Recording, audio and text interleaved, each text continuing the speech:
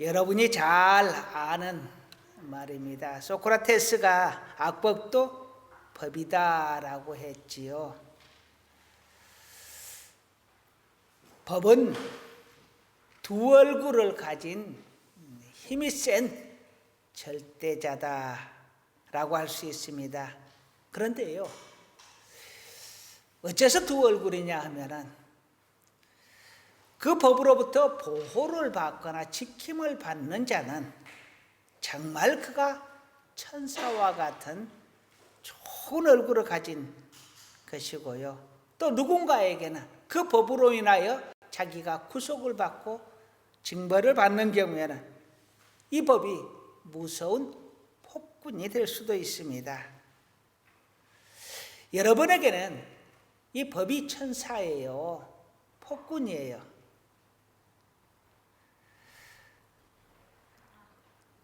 아마 여기 계신 분들에게는 다 보니까 참 선하게 생기셔서 법이 아마 천사처럼 여겨질 겁니다.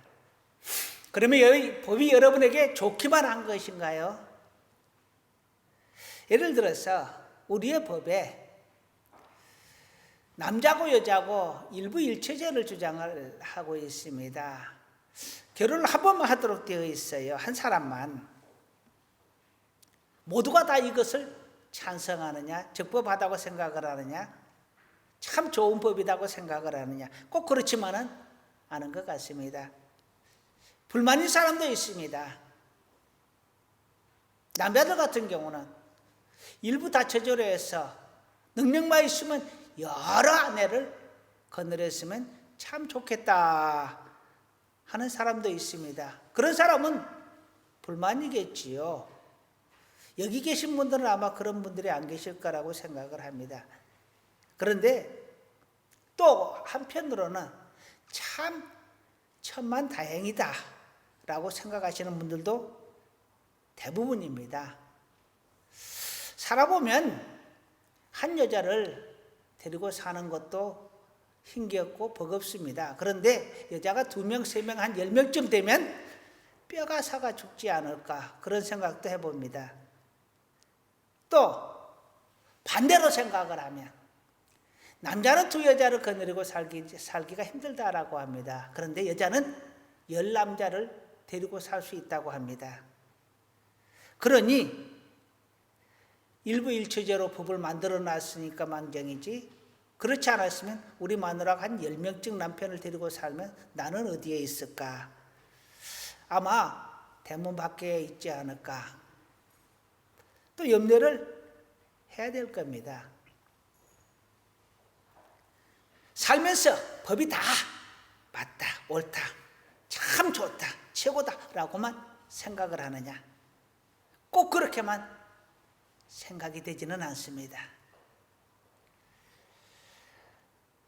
상속법을 한번 예를 들어 볼게요. 자식을 버린 어머니가 있었습니다. 그런데 그 자식이 자수성가해서 잘 살게 되었습니다. 그런데 결혼을 하지 못하고 이 자식이 죽게 되었어요. 그러면 그 상속권을 누가 갖느냐? 법으로는 자식을 버린 어머니가 상속 1번입니다. 세상에 그런 법이 어디 있어요? 있습니다. 또 다른 반대의 경우를 이야기를 해볼게요. 부모를 나몰라라 하고 부모를 학대하고 남보다 더 못하게 그렇게 부모와 관계를 하던 그런 자식이 있습니다. 그런데 부모가 어느 날 돌아가셨어요. 그러면 불효자식이든 효자든 똑같이 재산을 나누어야 됩니다. 화나죠? 이런 개 같은 법이 어디 있느냐라고 하지만 그게 법입니다. 그렇게 해야 됩니다. 또 다른 상속법을 이야기를 해볼게요. 우리 집사님들, 권사님들이 삶을 다해서 열심히 살아서 재산을 모았습니다. 내가 열심히 벌어서 재산을 모았는데 내 마음대로 자식들에게 이 재산을 마음대로 줄 수 없습니다. 아니, 내가 벌었고 내 재산을 내가 주겠다는데 왜 나라에서 못 주게 하는 거예요? 왜 법이 못 주게 하느냐 하는 거예요. 이 자식은 나에게 효도하니까 더 많은 재산을 주고 싶습니다. 그런데 법이 최소한 줘야 되는 재산을 정합니다. 아무리 불효자식이라도 부모를 잡아먹을 듯이 그렇게 사는 나쁜 자식이라도 재산을 줘야 합니다. 그게 법입니다. 이러한 법이 과연 맞느냐 하는 것입니다. 정말 말도 안 되는 법이지만 이 법은 지켜져야 하는 법입니다. 오늘은 법 얘기를 좀 해보려고 합니다. 오늘 본문을 한번 들어가서 보겠습니다. 본문을 보면은 가버나움에 반세계를 받는 자들이 베드로에게 와서 너희 선생은 반세계를 내지 아니하느냐라고 했습니다. 이 반세기라는 것은 성전세를 이야기합니다. 당시 이스라엘은 로마의 식민지에 있었습니다. 그러니까 로마에 세금을 내야 하고 또 성전에다가 세금을 내야 하는데 사실은 이건 세금이 아니고 헌금이라고 할 수 있습니다. 그들은 이것을 낼 의무도 없고 안 낼 의무도 없고 그냥 자기 마음에 합당한 사람은 하나님을 믿는 자들은 내는 것이고 그렇지 않으면 안 내도 되는 것입니다. 내도 그만 안 내도 그만이죠. 그런데 예수님이 왜 성전세를 안 내느냐라고 그들이 물어본 겁니다. 그러자 베드로가 내신다, 낼 거다 하고 집에 들어가서 예수님을 만났는데 예수님이 먼저 이렇게 말합니다. 내 생각에는 어떠냐? 예수님이 말도 하기 전에 예수님께서 베드로에게 말을 한 겁니다. 내 생각에는 어떠냐? 왕이 세금을 받는데 아들에게 받느냐? 타인에게 받느냐? 당연히 왕의 아들은 세금을 면제를 받겠죠. 타인에게 받는 것이 맞습니다. 그러자 예수님께서 이렇게 이야기합니다. 그렇다면 아들은 세를 면할 것이다. 그런데 그들이 실족하지 않게 우리는 세금을 내자라고 말을 합니다. 다시 말하면 나는 하나님의 아들이니 나는 성전세를 내지 않아도 된다. 그런데 다른 사람들이 실족할까 봐서 성전세를 내겠다라는 것입니다.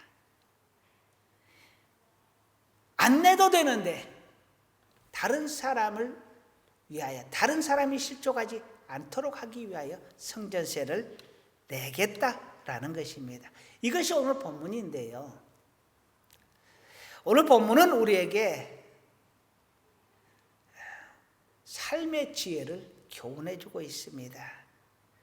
여러 가지를 교훈하는 것이 아니라 딱 한 가지만을 이야기를 하려고 합니다. 그 한 가지가 무엇이냐? 이제부터 이야기를 해보려고 하는데요. 왜 성전세를 받는 사람들이 예수님에게 성전세를 내지 않느냐고 시비를 걸었을까요? 안 내는 사람이 예수님뿐만 아닙니다. 하나님을 믿지 않는 자, 그들은 안 냅니다. 내야 될 의무가 있는 것도 아닙니다. 이 성전세란 것은 하나님의 성전을 유지하고 관리하고 보수하고 그리고 그 성전에서 일하는 사람들에게 요즘 같으면 사례비, 생활비를 공급해주는 그러한 돈이었습니다. 그래서 믿는 자들만 냈던 것이고 절대로 세금처럼 강제성을 지닌 것도 아니었습니다. 그런데 왜 예수님에게 왜 너네 선생은 세금을 내지 않느냐라고 했을까요? 그들의 말은 이겁니다. 그들은 음흉한 계략이 있었습니다. 예수님께서 많은 사람들에게 존경을 받고 하나님의 아들이다, 메시아다 이런 소리를 들은데 그들이 봤을 때는 배가 아픈 것입니다. 그러자 하나님의 아들이라는 사람이, 그리고 많은 사람에게 존경을 받는 사람이, 메시아라고 불리는 사람이 성전의 법을 따르지 않고 성전세를 왜 내지 않느냐 하고 책망을 하는 것입니다. 많은 사람들 앞에서요. 그러니까 베드로는 입장 곤란하니까 낼 거다 그러고 집에 가서 예수님에게 말을 하려고 했던 것입니다. 비열한 수수가 숨어 있습니다. 만일 성전세를 내지 않으면 어떻게 되는 거예요? 믿음이 잘못됐다라고 할 것이죠. 만일 성전세를 내면요, 그러면 봐라, 너희가 따르는 예수도 교회 안에 교회 법을 따르는 한갓 선생에 지나지 않는다라는 것입니다. 그래 내도 문제요, 안 내도 문제입니다. 예수님은 그것을 베드로가 이야기하지 않아도 알고 있었습니다. 비열한 술수를 분명히 예수님은 간파를 하고 있었고 그 내용을 알고 있었는데도 불구하고 베드로에게 성전세를 내자라고 합니다. 그러면서 너 가서 낚시를 해서 처음으로 잡는 물고기 입을 쫙 벌려보아라. 그 속에서 한 세겔짜리 동전이 나올 텐데 그것으로 나와 내 성전세를 내라라고 이야기를 합니다. 성전세를 내는 이유는 앞서 이야기했던 것처럼 그들이 실족하지 않게 하기 위해서라고 이야기를 합니다. 다시 말하면 자신을 따르는 사람들이 실족하지 않도록 성전세를 예수님도 안 냈으니까 우리도 안 내야 되겠다 하면 실족을 하는 것이겠지요. 또 예수님께서 성전세를 내지 않으시면은 예수님이 하나님의 아들인 것과 그들이 메시아인 것과 그들이 선생으로 알고 있는 이 모든 것들이 한꺼번에 무너지는 것입니다. 그러니 내지 않아도 그들은 실족을 할 것이고 그들은 예수처럼 또한 우리도 내지 않아야 되겠다라고 할 것이고 하니 그들이 실족을 할 것이다. 그러니 그들이 실족하지 않게끔 내가 교회의 법을 따라 성전세를 내겠다라는 것입니다. 내용적으로 보면 예수님은 하나님의 아들이시기 때문에 성전세를 내지 않아도 되는데 그를 따르는 많은 사람들이 그로 인하여 실족할까 봐서 성전세를 내겠다라는 것이죠. 그런데 성전세를 내는 방법이 좀 특이합니다. 뭐라고 했죠? 베드로에게 물고기를 낚시를 해서 처음 올라오는 물고기 입을 쫙 열어서 그곳에 한 세겔짜리 동전이 들었을 테니까 그것으로 내라라고 합니다. 그러면 예수님은 성전의 법을 따라서 성전세는 냅니다. 그런데 그 내는 방법은요, 물고기 입속에서 성전세를 얻는데요, 여기에 또 비밀이 있습니다. 성전의 법도 따르면서 예수님의 신적 권위와 능력도 보여주는 것입니다. 나는 메시아 하나님의 아들인 것을 보여주면서 나는 내지 않아도 되는데 나는 성전세를 낸다 하는 것이죠. 물론 이것을 그들이 얼마나 이해하고 알았을지는 모르겠습니다. 세상의 법도 따르면서 하나님의 신적인 능력도 그들에게 보여주었다라는 것입니다. 사도 바울이 이러한 일이 있었습니다. 그가 선교 여행을 나갔을 때 한 곳에서 고린도 교회에서 그곳 사람들은 모든 신들에게 제사를 지냅니다. 온갖 신들이 다 있었는데요. 그래서 그들이 신전을 만들어서 모셔놨는데 한 신만을 위한 것이 아니고 만신전이라는 것이 있었습니다. 온갖 신들을 다 모아놓은 거예요. 그리고 맨 끝에는 어떤 신이 있었느냐? 놀라웠게도 이렇게 적혀 있었습니다. 이름 모를 신. 우리가 알고 있는 신들은 하나하나 다 적어놨는데 맨 끝에는 싹 모독거려가지고 우리가 모르는 모든 신들 전부 거기다가 모아놓은 겁니다. 그렇게 우상 섬기기를 좋아했던 사람들입니다. 그런데 거기서 문제가 있었습니다. 그들은 매번 그 신들에게 제사를 지냅니다.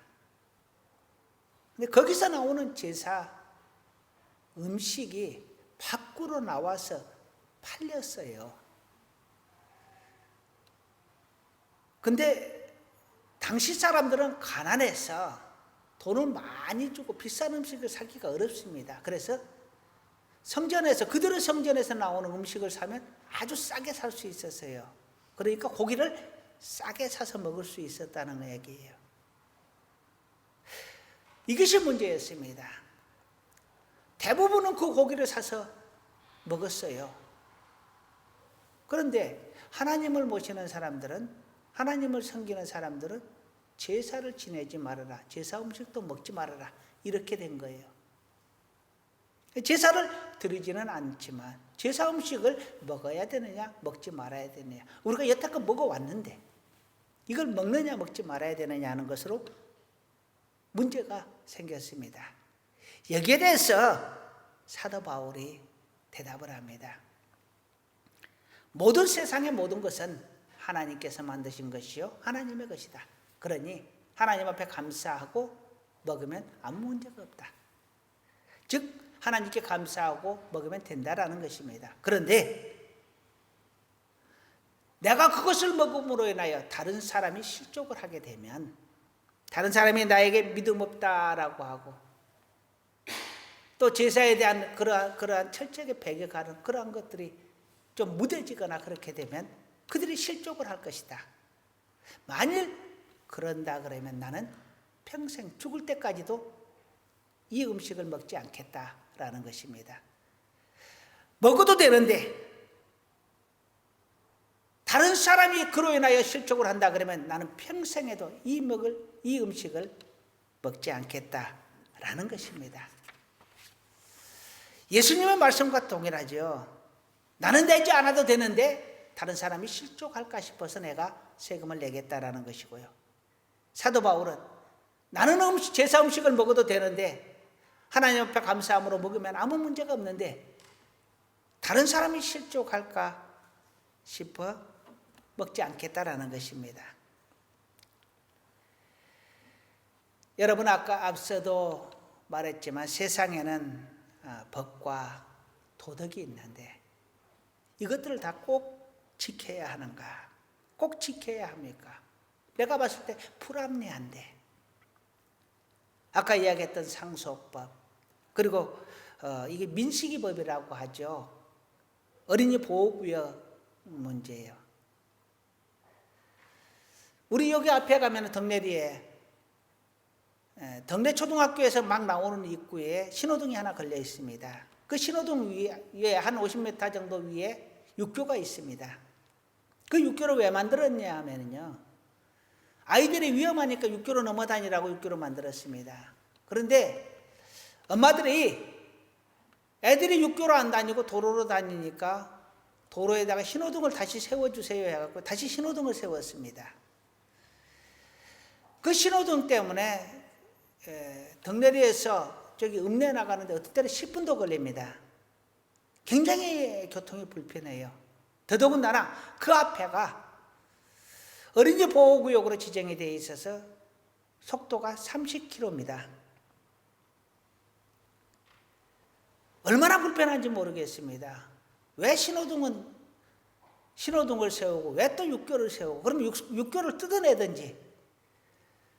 그 육교 밑에 있는 집은 집의 가치가 떨어집니다. 괜히 육교를 세워서 그 사람은 집 가치가 떨어졌고, 또 신호등을 또 세우니까 또 교통이 불편해지고. 그런데 이게 꼭 지켜야 됩니까? 지켜야 됩니다. 법이니까요. 우리 옆에 장애인 복지관이 있습니다. 어느 날 장애인 복지관에 대한 장애인 보호 관련 법이 생겨서 장애인 복지관 주변에 이렇게 보호구역이 설정이 됐습니다. 그래서 우리 복지관 여기 앞에서도 시속 30km 초과하면 안 됩니다. 그리고 이 앞에, 우리 교회 앞에도 주차선이 있었거든요. 그거 싹 지워버리고 이렇게 뾰족뾰족하니 차 대지마 하고 그냥 노랗게 색을 칠해놨습니다. 우리한테 한 번도 물어보지도 않았어요. 우리 교회 앞에 그나마 있는 주차장이 다 없어졌습니다. 하나도 없습니다.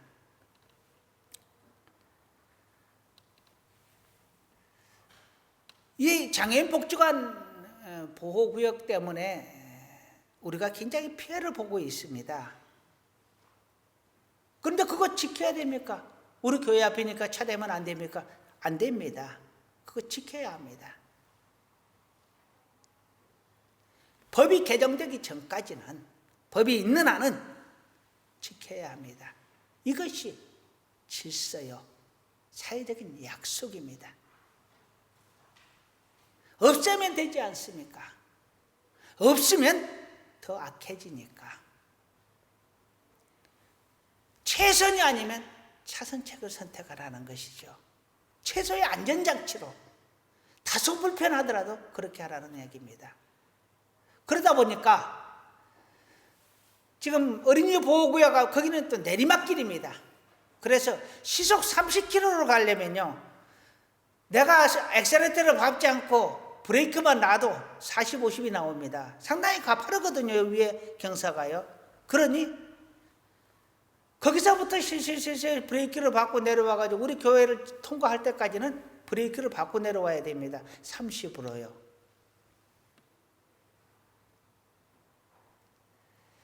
그러더라도 우리는 그것을 지킵니다. 그것이 의무요, 그것이 최소의 안전장치이기 때문입니다.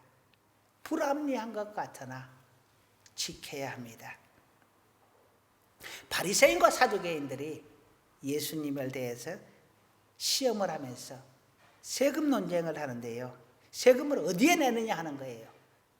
세금을 바로에게 내야 하느냐, 아니면 하나님에게 내야 하느냐, 이것을 물어본 거예요. 바로에게 내라 그러면 하나님에게 세금을 내지 않는 것이고, 하나님에게 내라 하면 바로에게 세금을 내지 않는 것입니다. 그러니 나라의 역적이 되는 것이고, 나라의 반기를 드는 것이고, 또 하나는 믿음의 반기를 드는 것입니다. 그래서 예수님의 입장을 난처하게 하려고 그들이 질문을 한 겁니다. 그런데 예수님은 이렇게 이야기합니다. 한 동전을 내보이면서, 이 동전의 얼굴이 누구의 얼굴이냐? 바로의 얼굴이 새겨져 있었던가 봅니다. 그러니까 바로의 것은 바로에게 내고 하나님의 것은 하나님에게 내라. 둘 다 하라는 얘기예요. 참 지혜로운 대답입니다. 지혜로운 선택이죠. 자, 그러면 우리가 살면서 우리는 이렇게 난감한 선택에 놓일 때가 많습니다. 먼저는요, 우리 추석이 돌아옵니다. 추석 되면은 제사도 지내고 성묘도 합니다. 이것이 우리의 전통이고 풍속이 되기 때문에 그런데요,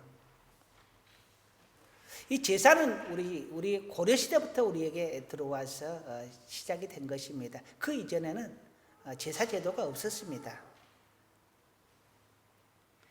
중국에서 수입된 제도죠. 오래 있다 보니까 우리 것인 양 되어버린 것이지 원래는 우리에게 제사 제도라는 것이 없었습니다. 황제에게 드리는 생일 제사가 다음에 그 황제가 죽었는데 또 모른 척 입식 닦기가 뭐 하니까 죽은 후에도 그것을 드린 겁니다. 그래서 차곡차곡 그것이 쌓여서 결국 그것이 하나의 풍속이 되고 제도가 된 것입니다. 그것이 우리나라의 수입이 된 것이고요. 제사와 성묘 자리에 그러면 우리는 가지 않아야 됩니까? 가야 됩니까? 가지 않으면 욕을 얻어먹을 것이고 가면 왠지 찝찝하고 가는 것이 맞습니다. 왜냐하면 그것은 가족과의 관계를 위해서 전통을 존중하는 차원에서 가는 겁니다. 다만 믿음의 법에 따라서 그 우상을 섬기지 않아야 합니다. 우상 숭배적인 행동, 절을 하는 행동 이러한 것들은 절대 하면 안 되는 것입니다. 그것은 신앙의 정조를 깨뜨리는 것이고 하나님의 명령을 어기는 것입니다. 그러니 기독교적인 방식으로 경배를 하는 겁니다. 예배를 드리는 것이죠. 그리고 기도로서 저를 대신하는 것입니다.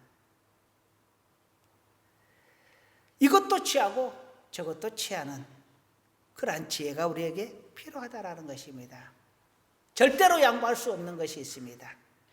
그들은 우리에게 절을 하라고 하지만 합니다. 그런데 우리는 절을 하면 안 됩니다. 그런데도 절을 하라고 합니다. 그러면 거꾸로 생각을 해봅시다. 우리는 절을 하지 않습니다.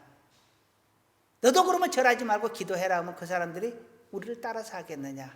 아니죠. 그들은 그들의 법대로, 우리는 우리의 법대로 성묘를 하면 되는 것입니다. 두 번째로 흔하게 있는 일인데요.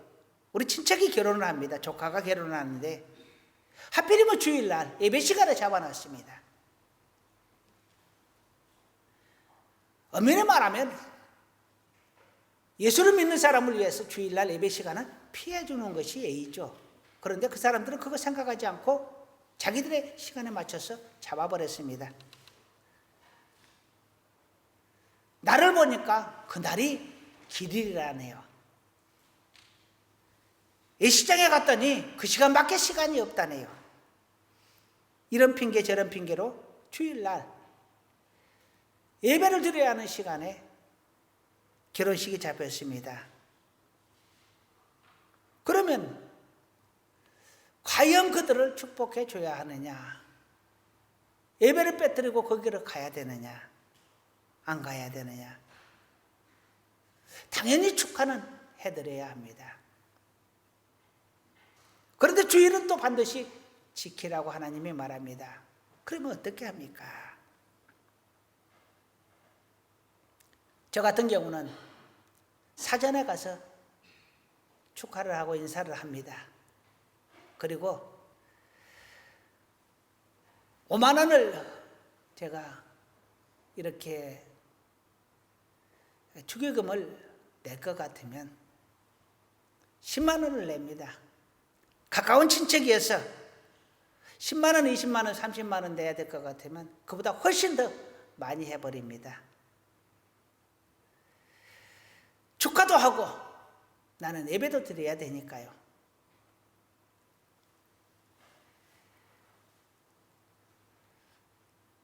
그러면 물론 내가 예배를 빠뜨리고 가면 그들이 더 기뻐할지 모르지만 속으로는 이럴 겁니다. 저것은 사꾸라야. 저거는 장로만 됐지, 집사만 됐지, 권사만 됐지. 저거는 진짜 예수를 잘 못 믿는 거야 라고 말할 겁니다. 그런데 미리 가서 인사하고 축의금을 넉넉하게 드리면 그들은 이렇게 말합니다. 그는 참 진짜 크리스찬이야. 그는 참 믿음이 좋아. 하나님에게도 욕먹고 가서도 욕먹고, 그것이 하나님의 나를 내가 빠뜨리고 하면 사람에게도 짓밟히고 하나님에게도 짓밟힙니다.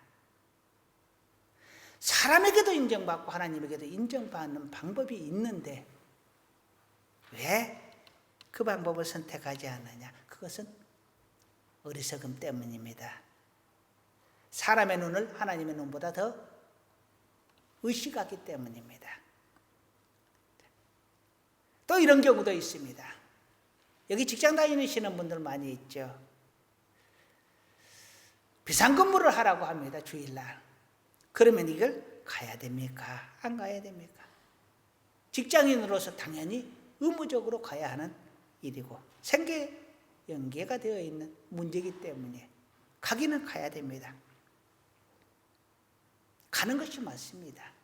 그런데 할 수 있거든. 그 시간에, 예배 시간에 잠깐 가까운 교회에서 예배라도 참석을 해야 합니다. 만일 예배를 참석할 수 없거든, 때를 따라서 하나님 앞에 잠시 개인적으로 묵상하고 예배 드리는 시간을 가져야 합니다. 이것이 성도의 의무를 다하는 것이요, 그리고 직장인의 의무를 다하는 것입니다. 이것도 하고 저것도 하라는 얘기입니다. 자, 그런데 이제 마지막으로 한 예만 더 이야기를 해볼게요. 동창회에서 갑자기 그동안 동창회 모아놓은 돈으로 중국 여행을 간다고 합니다. 왜 하필이면 중국입니까? 제가 중국을 한번 가보고 싶어서 그래요. 근데 동창들이 하필이면 다 직장 다니니까 주일날, 일요일날 꼭 끼어서 가야 된다는 거예요. 그러면 이거 가야 됩니까? 안 가야 됩니까? 이것은 의무사항이 아니잖아요. 선택사항이잖아요. 내가 가도 되고 안 가도 되고. 내가 안 가면 절대 안 된다. 예, 말은 그렇게 할지 모르지만 안 가면 돈이 굳어져서 아마 더 좋아할 겁니다, 친구들이. 친구들이 나를 겁나게 좋아하는 것 같아도 꼭 그렇지만은 않습니다. 돈이 굳어지면 내가 없는 것이 더 좋을 수도 있습니다. 그런데 하나님은 나의 예배를 반드시 받으시기를 원합니다. 베드로는 이렇게 말합니다. 내가 사람을 기쁘게 하랴, 하나님을 기쁘시게 하랴. 베드로는 하나님을 기쁘시게 하는 것을 포기할 수 없노라라고 말을 합니다. 나의 유익을 포기하고 나의 기쁨을 포기하고 하나님의 말씀을 지키고 하나님을 기쁘시게 하는 것을 선택하는 것이 지혜입니다. 지혜로운 선택. 할 수 없다면 둘을 선택하지만 만약 할 수 있다면 하나님을 기쁘시게 하는 선택을 우리는 해야 할 줄로 믿습니다. 이제 말씀을 마무리하려고 합니다. 신앙생활을 하다 보면 세상의 법과 도덕, 이것들과 상충되는 일이 많이 생깁니다. 세상의 법과 도덕과 충돌되는 것이 많이 생기는 것은 당연합니다. 왜냐하면 우리는 이 땅에 소속도 있고 그리고 천국에 소속도 있기 때문에 이중 국적을 가진 자이기 때문에 그렇습니다. 그러니 세상의 법도 따라야 하고 하나님의 법도 따라야 하는 것입니다.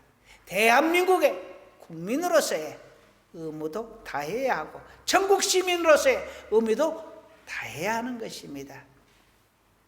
육신의 자녀로서의 의무도 다해야 하고 영의 자녀로서의 의무도 다해야 하는 것입니다. 직장의 의무도 다해야 하는 것이고 성도의 의무도 다하는 것이 맞습니다. 그러나 할 수 있거든. 모든 사람과 화평하지만 무엇보다도 하나님과 화평하고 하나님을 두려워할 줄 아는 우리 모두가 되어야 할 것입니다.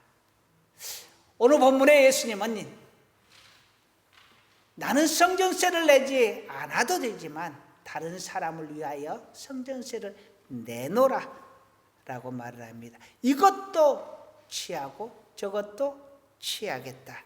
이것도 지키고 저것도 지키겠다.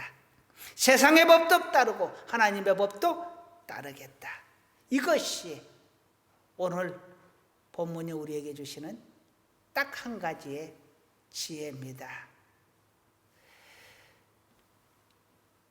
우리가 일상에서 제사와 성묘 둘 중에 하나를 선택하는 것이 아니라 성묘를 하되 믿음의 법으로 하고 결혼과 조의 하나를 선택하는 것이 아니라 결혼 축의 조의도 하고 하나님께 예배도 드리고 내가 조금 손해 보더라도 하나님이 기뻐하는 일을 선택하고